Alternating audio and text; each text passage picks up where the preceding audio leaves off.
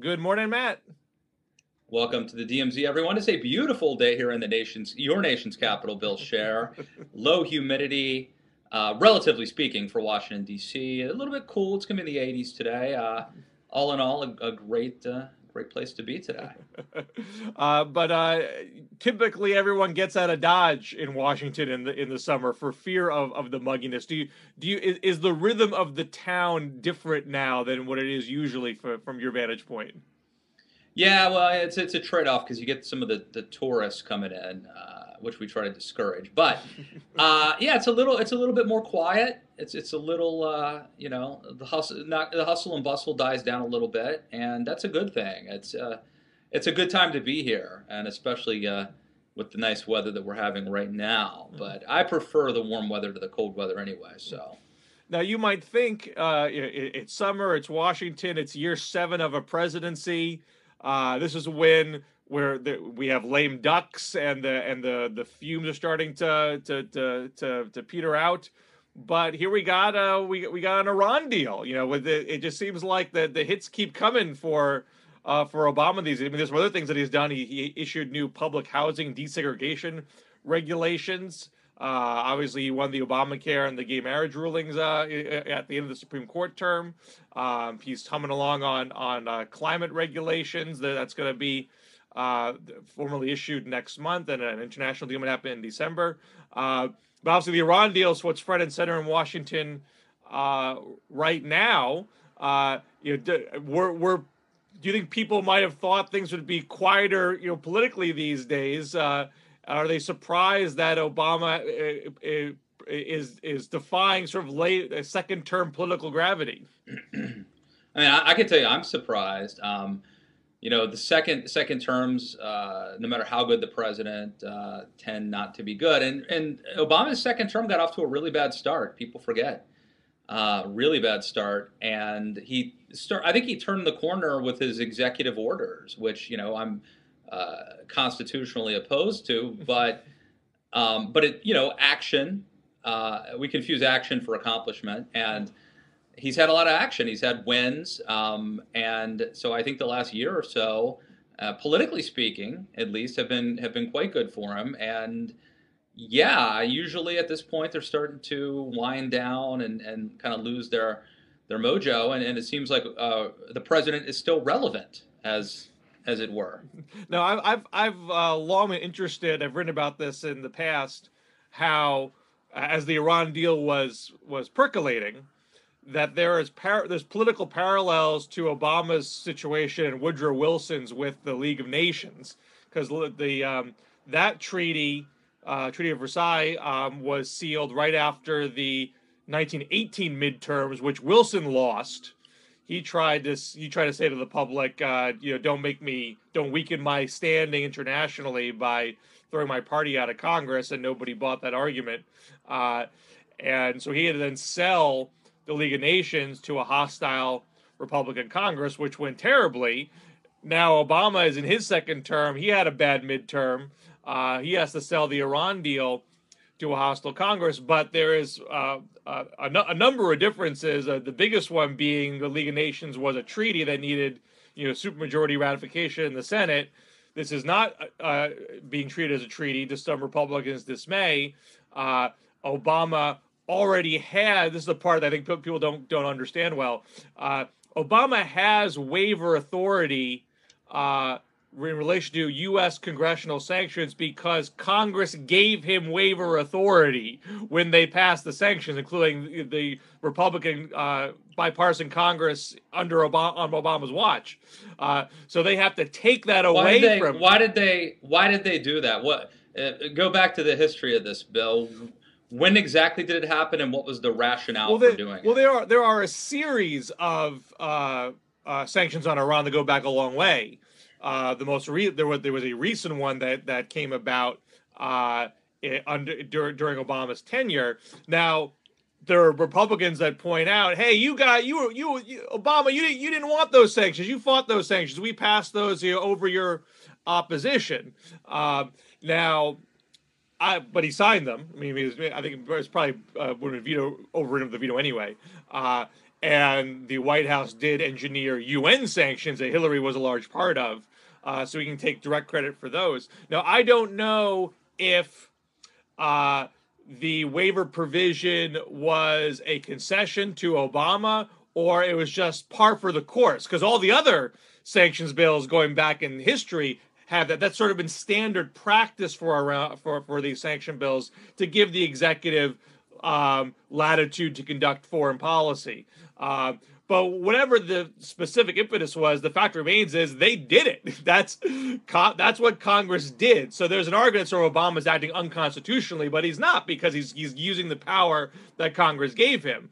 And if Congress wants to revoke it, they have to override Obama's veto to do it, and they almost certainly don't have the votes to do that. So Wilson had to get a supermajority. Obama's got to hold a minority to sustain a veto. So he's got a lower bar to clear, but I don't think he wants it to be cleared on a technicality. He'd rather not lose a symbolic vote on the subject. But even if he does, he still wins. So it's still a win-win-win for Obama. But I'm curious so he still wants to sell it. He still wants there to be public support for it. Public opinion polls in the spring were very good for a deal, for the outlines of the deal. Wilson did a poor job selling initially. He didn't do a public opinion strategy early on. He was talking to the Congress. He botched that. He was suffering brain damage, which also was a problem. This was before the stroke, but the brain damage was already relevant. His belligerence and intransigence, which was a huge debilitating factor here. So and he wanted to stump with the public, and he did a public tour months after he was stumbling with Congress, and that's when the stroke hit while he was on the road. So I'm curious how Obama sells this. One of his first steps was this press conference yesterday, where he's beginning to give his message and refute the critics on the public stage. And it was dominated by this exchange he had with Major Garrett, who's at CBS now. Major Garrett asked him a very loaded question: why are you content with American hostages still in Iran, particularly the Washington Post reporter who's still there, which was that situation was separated from this nuclear deal. And he said, why are you content with them still being hostages and you celebrating this deal? And that really got under Obama's skin. He said to Major Garrett, you should know better. So that's getting more headlines and all the ins and outs of the deal. I don't know what your reaction was. Did Obama hurt himself by doing that? Is he making it harder for him to sell the particulars of the deal?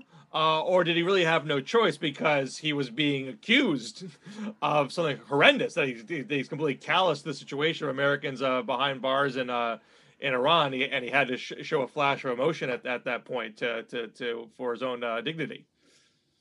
Well, let me just start. I want to read something Chris Cillizza at the Washington Post wrote. It's not specifically aimed at the Major Garrett exchange, but he writes, this is Chris Cillizza at the Washington Post, when the president chooses to give a press conference, the expectation is that he will, answer questions.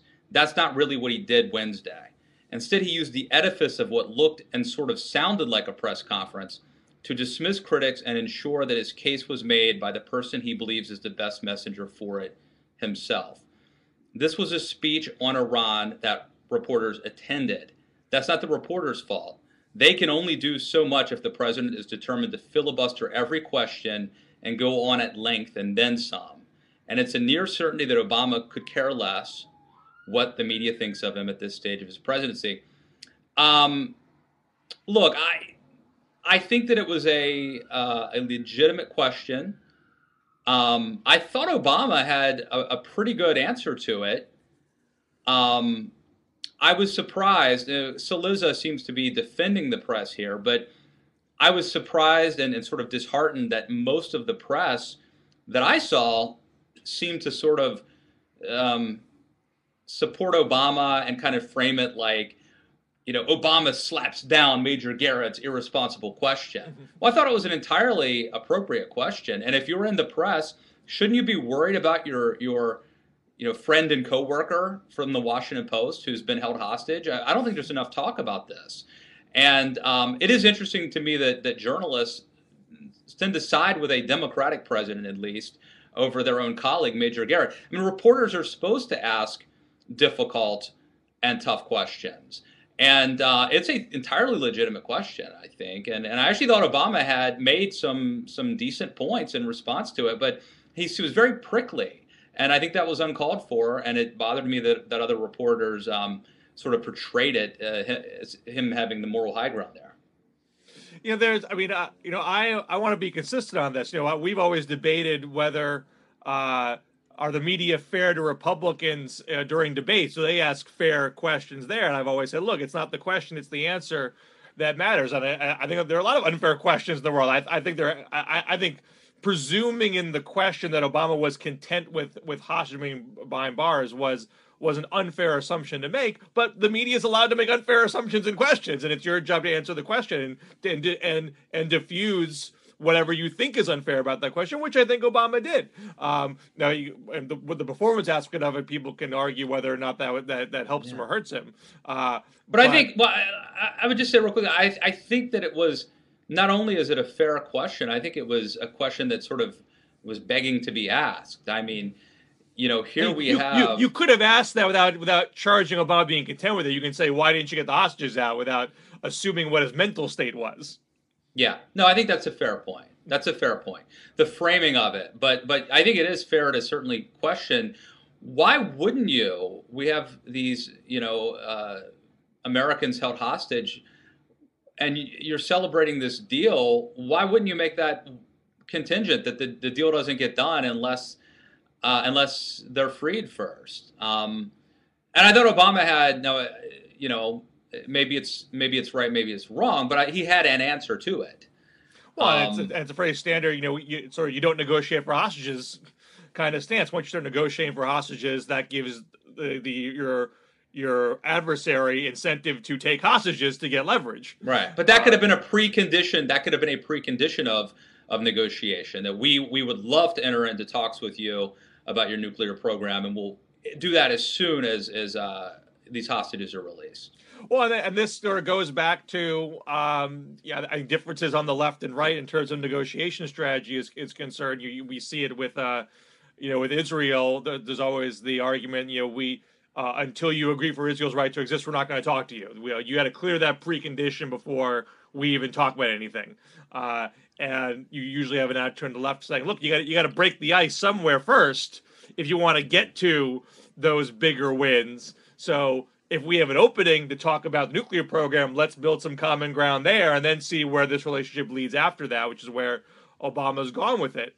And I think that makes sense. But I would just say, I do think, we have to make public policy decisions that benefit 300 and some million Americans. But if you're a family or a loved one of somebody who's been taken hostage, I just wonder how you feel at this moment when this deal is being celebrated and people are going to be heralded as heroes or whatever you think of the merits of this agreement. And, someone's sitting, maybe dead, who knows, sitting somewhere rotting in jail. And I would say, how much is the Washington Post talking about this? I feel like I would hope, God forbid, if something like that happened to me, that my media outlet would go to the wall and making a stink about it. And I don't know that they've. Maybe how much. They may be getting some, whether it's from the federal government or from other sources.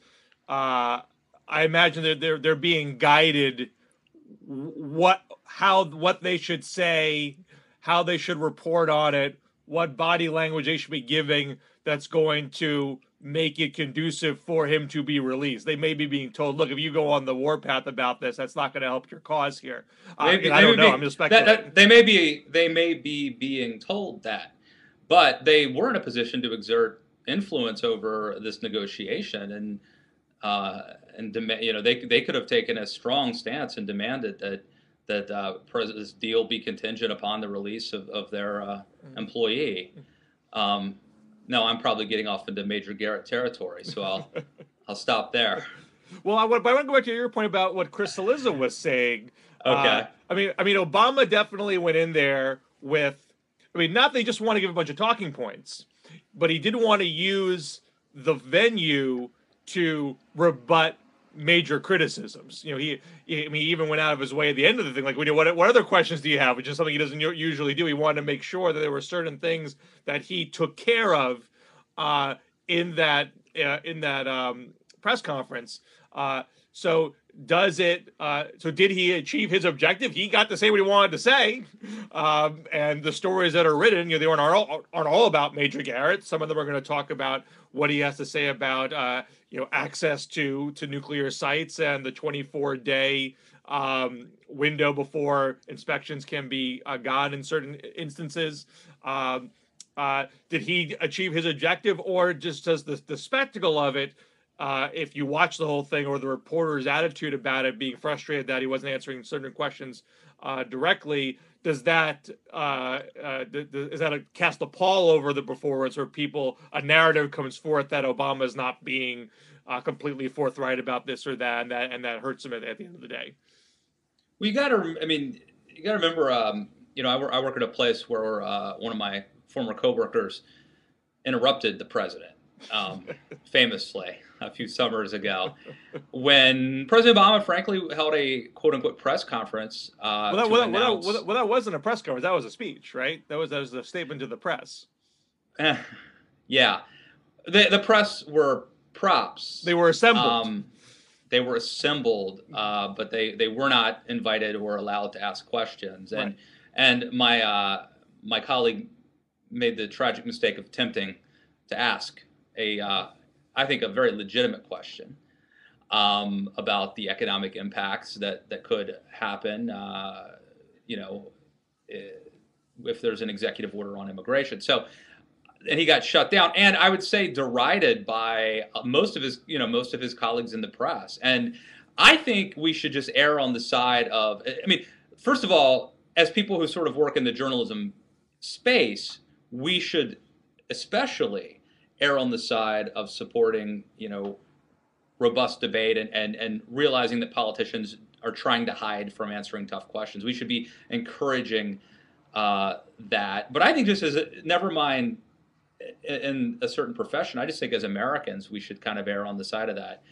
And so that's kind of where I come down on it. I think that maybe a little bit too deferential to the president in terms of siding with him over whether it's the Major Garrett question specifically, or it's just his ability to kind of use the press as props while he essentially gives speeches. The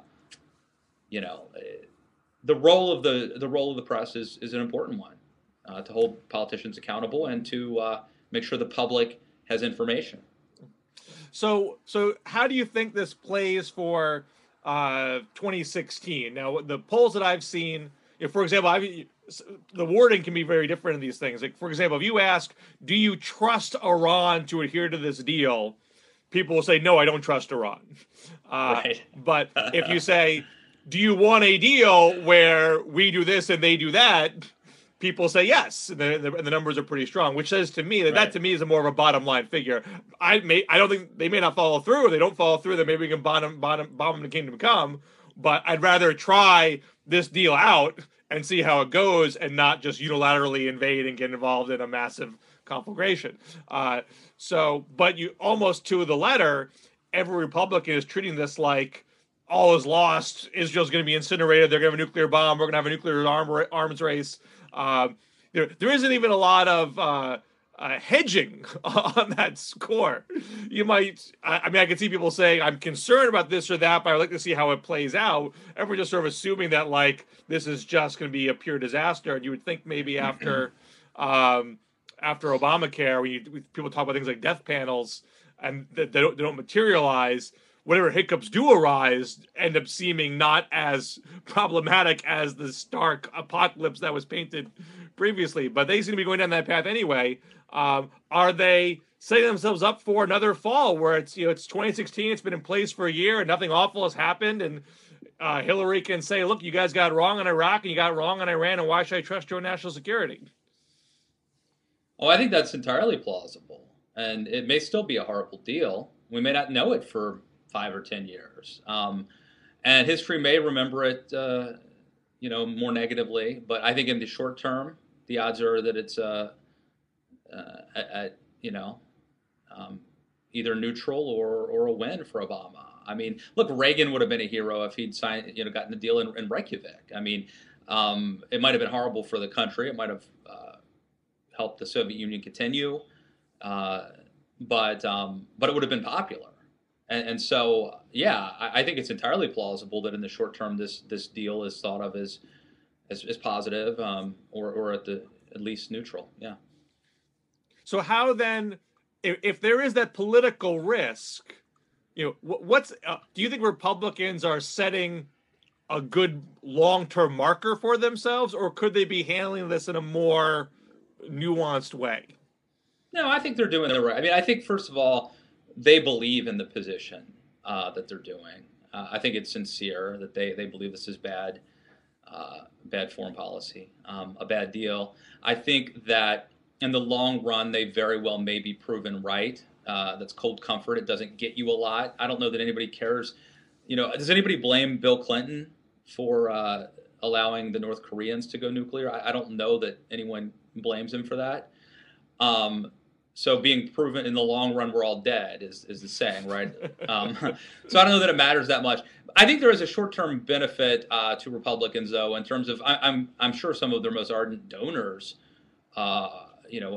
boosters and political supporters, donors, are against this deal as well. So they get something out of it in the short term too. But overall, I think it's a clash of visions. I think that there's a serious disagreement over your sort of foreign policy worldview and whether or not you think that diplomacy with evil people works, that you can rationalize and talk to them, or whether or not you just think that evil people they do not respond to rationale and logic, and they cheat, and we should just assume that they're going to cheat and treat them as the adversaries they are, and not kid ourselves. I mean, I think that's a fundamental difference of opinion that goes to pretty fundamental differences between the way conservatives and liberals view the world.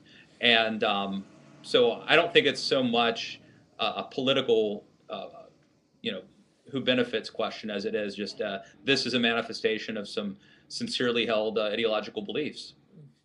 Now, we're going to have 17 Republican candidates. Walker came in this week. Kasich is supposed to come in next week, and I believe also Jim Gilmore, if you want to count him, would make it. He's the former governor of Virginia. He'd make it 17. Now, the first debate is August 6th. I think it's less than 3 weeks away now. They have a poll threshold that they have to clear, as we talked about on this show in the past. But a lot of clustering. I think in the last average I saw, and we don't know what polls Fox is going to use to make the average, but in one average that was done, Christie and Perry made it just barely. I think they were like at 2.5% or 3% each. So what gets you in and what leaves you out is an extremely fine line. And so there's a whole bunch of folks on the wrong side of the Mendoza line right now. Sports reference. The Vicky Mendoza parallel. Yeah. That they need to do something to call attention to themselves to get over that line. And I would think that would be a recipe for turbocharged crazy, massive wing nuttery to try to juice the far right base and get you, to 4 or 5%. I mean, Trump has sort of mastered the art of the art form in the past month. But on Iran, they're all saying the same thing. They can't distinguish themselves well. Trump's distinguished himself on immigration by calling illegal immigrants rapists and murderers. Ted Cruz is calling. So wait a second, Bill. Yeah. Mexican people love him. He employs many thousands of Mexicans, and he will win the Hispanic vote. Mexicans love him. I recommend everybody follow Donald Trump on Instagram, which is even better than his Twitter feed. He has a photo of seemingly a Mexican wearing a sombrero, holding a sign in Arizona saying Mexicans love Donald Trump with the word Donald misspelled. So he's proving his point. Ted Cruz is getting a little bit of attention because he is fighting with the New York Times whether his book belongs in the bestseller list or not. And fighting the New York Times is almost as good as fighting illegal immigrants with the conservative base. Cruz is, I think, probably at like 6 or 7% right now. So he's not on the other side of the bubble, but he's keeping himself in the mix by creating media conflict. Do you? And by the way, it's unclear, but it's possible that the controversy got him on the New York Times bestseller list because it's the New York Times claims that he was engaging in bulk sales of his books, right? So he's trying to rig the system, game the system to get on the list. Now, Cruz vehemently denies it, as does his publisher, but it's possible. Like let's say that the Times is right that he did do that and that they were legitimately keeping him off for that reason.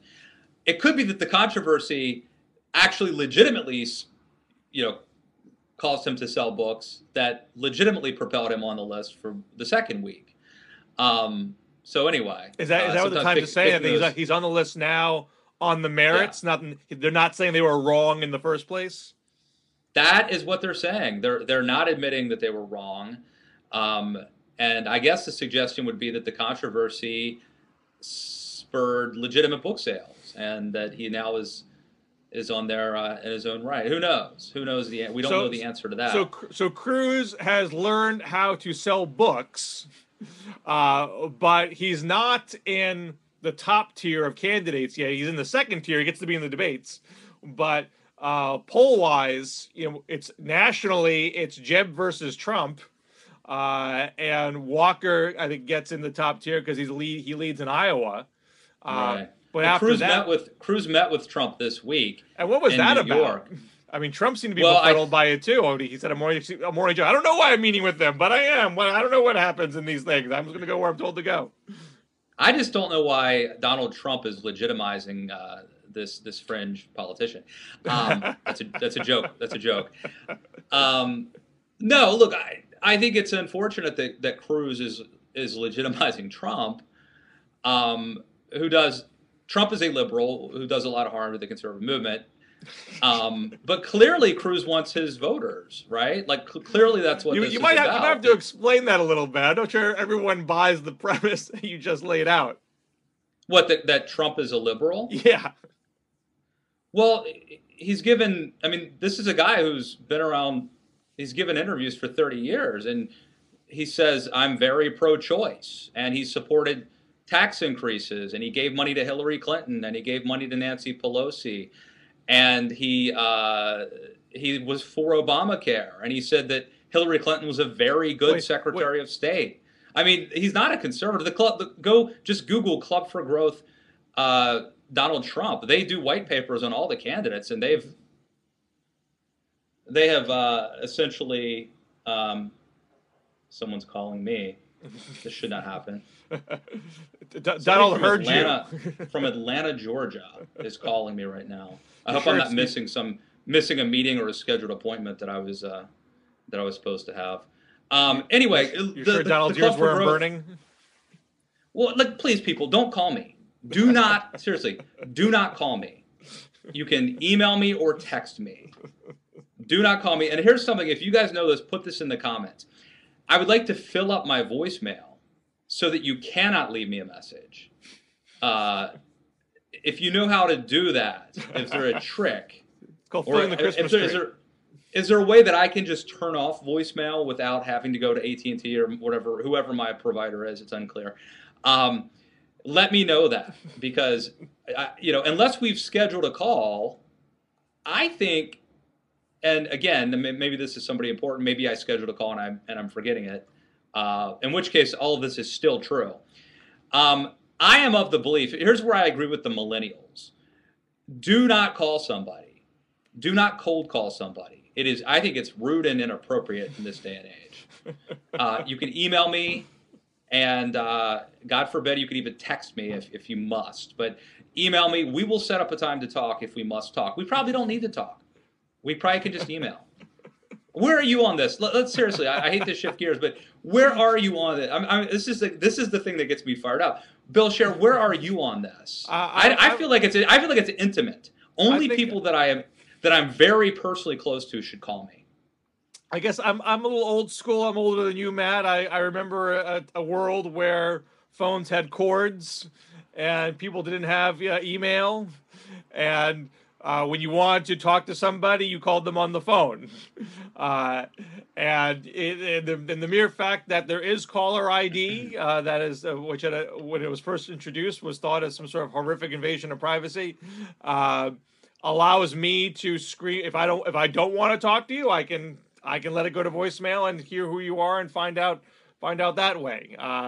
So I have no obligation to pick up a cold call. No, but it's invasive though, Bill. Right? I choose to check my email, but you and I are having a conversation. You choose to be part of society. You choose to be on the grid, buddy. Well, that's a temporary decision, my friend. I'm going to go Roscoe Bartlett on your ass sooner or later and move out to West Virginia, and it's game over for all this. But for now, I have to be. And anyway, I think, look, in a never mind society, this is a civilization. In a civilization, civilized people embrace certain behaviors. And I think that we have a contract that says you shouldn't just call somebody that you don't know, unsolicited. Well, I don't want our time together to be to expire without us promoting ourselves. Please. God forbid that. You've written about Scott Walker's wife, who was a Democrat, who revealed that her family, her sons, are pro equal marriage rights, and while Scott Walker is not, indicating perhaps an attempt to keep an eye at the general election, not just the Iowa caucus voters. Since that. And getting back to Republicans saying outlandish things to get over the poll threshold, Rick Santorum did an interview with your august publication, The Daily Caller, where he threw some shade at Scott Walker in regards to that, and saying, quote, "spouses matter." I mean, Santorum is trying to make people's spouses a political football, and you have to prove yourself, prove that you marry within the conservative family if you are to be the Republican nominee. This is a legitimate point, Bill. I think this is. I think you're framing it. You're framing it the way everyone's going to frame it, but I think Santorum has a point, and the point is this: that spouses do matter, and quite frequently we've seen the case where you have a male politician who ostensibly takes on socially conservative positions, but his wife and his kids do not share those positions. And there are people in the conservative movement, including Rick Santorum, who argue that that's a predictor, that if a politician's wife and kids are not in agreement with him, that it doesn't mean they're going to flip-flop on the issue, but it makes it much less likely that they're going to continue to champion the issue. So this is relevant. When Scott Walker makes, I think, ridiculous comments about, supporting a constitutional amendment banning gay marriage or whatever, defending traditional marriage, whatever he called it, we know that's not going to happen. But if you're a social conservative out there and that's your issue and that's what you sincerely and care about, you ought to know that, his wife and kids don't agree, probably. Certainly his kids don't, and his wife is torn over it, apparently. And I think that's a legitimate question. Can a guy go to work every day and fight for something and then come home and the most important person in his world disagrees with him on it? I think it's a factor, and this isn't this is something I've heard from social conservatives, and then it turned out that Rick Santorum, I guess, was simultaneously saying the same thing, and I actually asked him that question in a little editorial meeting we had here with Rick Santorum, and my colleague Alex Pappas wrote about it in a wide-ranging, as they say, column about our interview we had with him. Well, you don't think Santorum put it in those stark terms precisely to cause a ruckus and try to get a bit of a poll bump?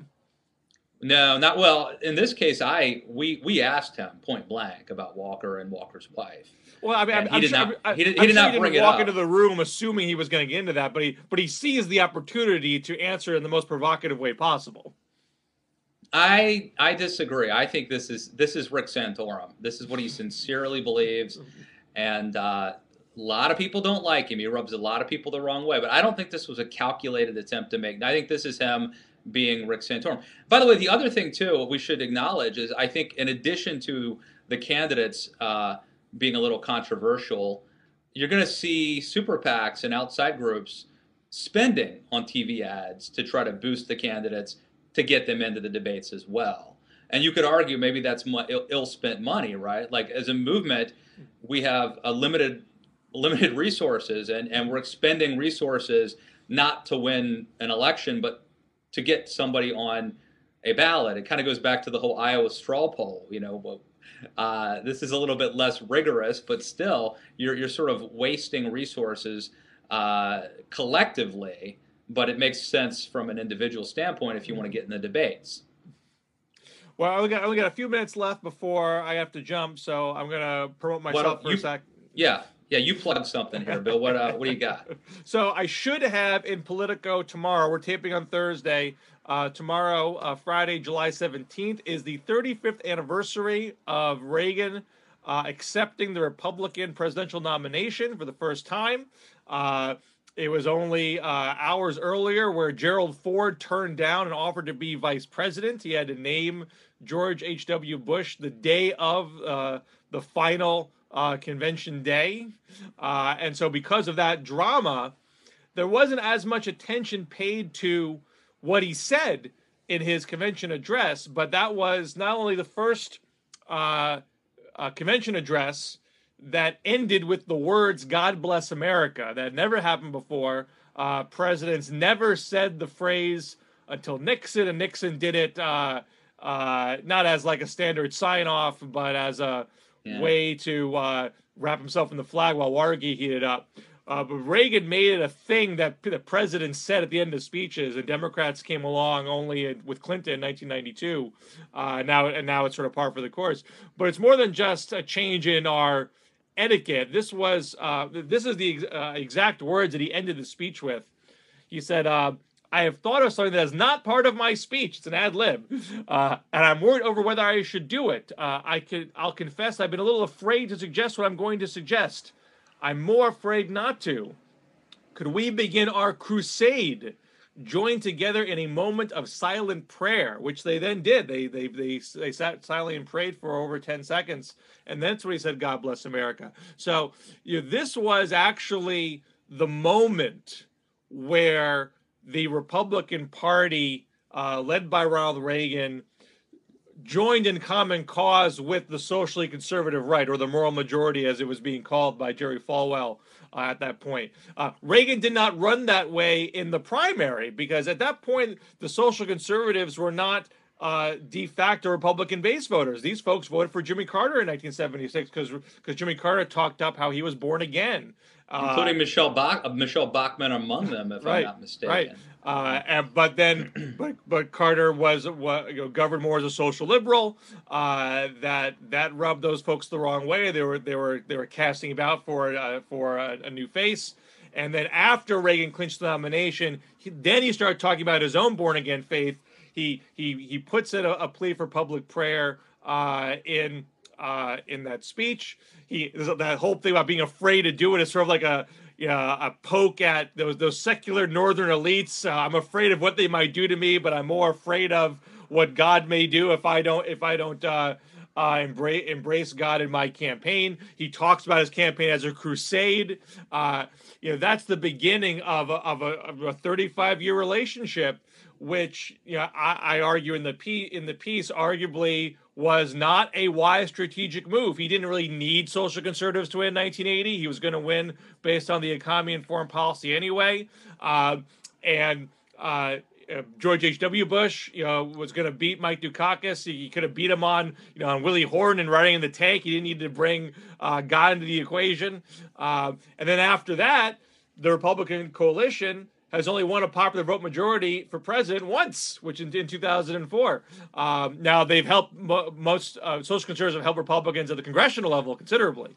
So there's that counter argument.